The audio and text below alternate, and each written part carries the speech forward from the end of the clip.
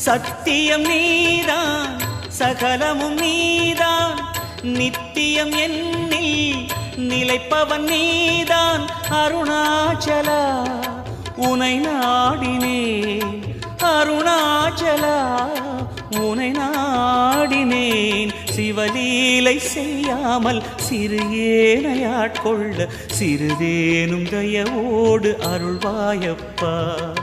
சிறிதேனும் தயவோடு அருள்வாயப்பா